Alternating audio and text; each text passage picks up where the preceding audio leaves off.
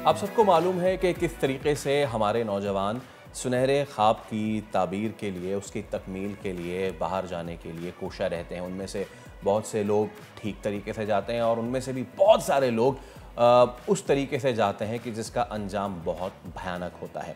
बैरून मुल्क जाने के लिए कानूनी तरीक़ाकार, क़वाइद व ज़वाबित का इल्म ना होना बहुत बड़ी परेशानी का सबब बनता है और मासूम शहरियों को फिर जालसाज, माफियाज और फ्रॉड्स जो है उनका सामना करना पड़ता है। और ये फ्रॉड भी कई तरीके के होते हैं। उसमें से एक तरीका कानूनी शक्ल में वीज़े का हुसूल है, लेकिन ज़ायद रकम है। दूसरा सबसे ख़तरनाक तरीका इस इंसानी स्मगलिंग और डिंकी के ज़रिए गैर कानूनी तरीक़े का इस्तेमाल है। तकरीबन 2700 एजेंट्स इस वक्त पाकिस्तान में ऐसे हैं जो लाइसेंस याफ्ता हैं, जबकि बाकियों के पास क्या ही लाइसेंस और क्या कुछ, लेकिन उस पर कुछ क्यों नहीं होता ये हमारे समझ में आता है। तो Sonia, today we are going to talk about कि हम नौजवानों तक ये इन्फॉर्मेशन पहुँचाएँ कि भाई आप क्या सही तरीका है, किस तरीके से आप बैरून मुल्क अगर जाना चाहते हैं जाएं, अपने मुल्क का नाम रोशन करें, अपने खानदान वालों का अपना नाम रोशन ज़रूरी करें, नहीं कि डंकी लगा के जाएं। लीगल तरीक़ेकार भी काफ़ी सारे हैं जिनको आज हम डिस्कस एग्जैक्टली वही हम करेंगे। तो हमारे साथ मौजूद हैं DG bureau of overseas employment Mohammad Tayyab Chaudhry साहब। तैयब साहब, अस्सलाम वालेकुम, a very good morning sir आपको and thank you so much for your time, क्योंकि ये एक ऐसा मौजू है जो आजकल बहुत ही ज़्यादा बर्निंग टॉपिक बना हुआ है। खैबर पख्तूनख्वा से पंजाब तक लोग सुनहरे ख्वाब के हसूल के लिए चले तो जाते हैं, लेकिन उसके बाद उनके साथ क्या होता है हम काफ़ी दिनों से इस पे बात तो कर रहे हैं। लेकिन आज आपकी मौजूदगी का फ़ायदा उठाते हुए प्लीज़ बताइए लोगों को कि चाहे वो ओवरसीज़ एम्प्लॉयमेंट हो या फिर स्टडीज़ हो, किस तरीके से सर्विसेज आप फराहम कर रहे हैं और वो क्या तरीक़े हैं कि जिनके ज़रिए नौजवान सेफली जगह जा सकते हैं। बहुत शुक्रिया, आपने मुझे मौका दिया। बेसिकली जो आपने बात की ये बहुत ही अहम है। इस सिलसिले में हम अक्सर औकात आगाही मुहिम भी करते हैं ताकि लोगों को प्रॉपर इल्म हो कि कानूनी तरीके कौन से हैं जिनके तरीके से बाहर जाया जा सकता है और इर्रेगुलर और अनसेफ तरीके कौन से हैं जिससे नुकसान होता है।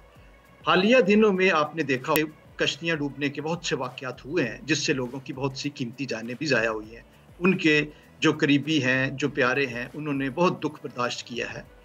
इसी सिलसिले में मैं आपसे ये गुजारिश करना चाहता हूँ कि ये बात आम होनी चाहिए कि सरकार का एक इदारा है जिसे ब्यूरो ऑफ इमिग्रेशन और ओवरसीज़ एम्प्लॉयमेंट कहा जाता है। ये इदारा इंतहाई कलीदी किरदार अदा करता है लोगों को बाहर भेजने में।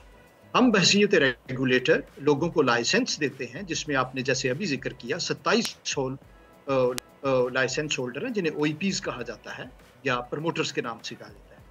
ये कानूनी तरीके से लेके जाते हैं, ये डिमांड्स बाहर से लेके आते हैं। इस वक्त हम 166 मुल्कों में मुख्तलिफ शोबों में लोगों को भेज रहे हैं, जिसमें 66 के करीब ट्रेड्स हैं, स्किल्ड भी शामिल हैं, डॉक्टर्स, नर्सेज और बहुत से शोबे इसमें शामिल हैं।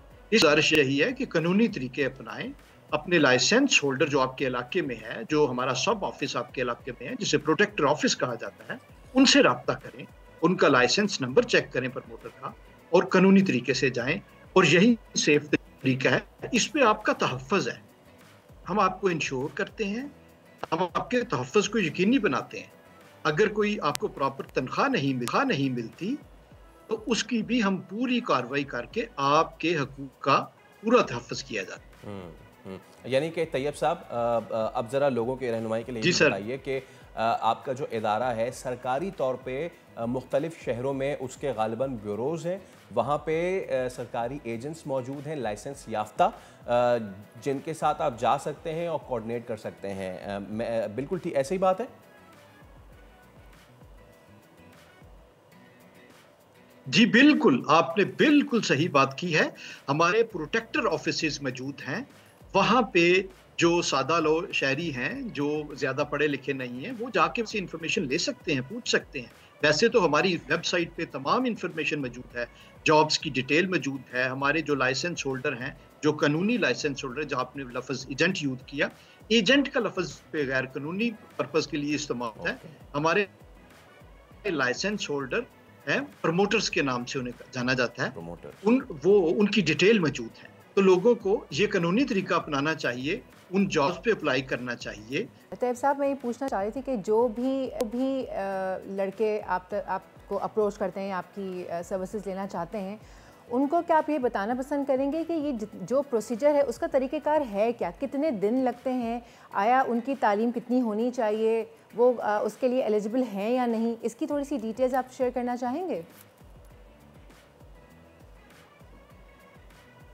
जी, बहुत शुक्रिया। बहुत अहम सवाल है, ये लोग हमसे पूछते भी हैं।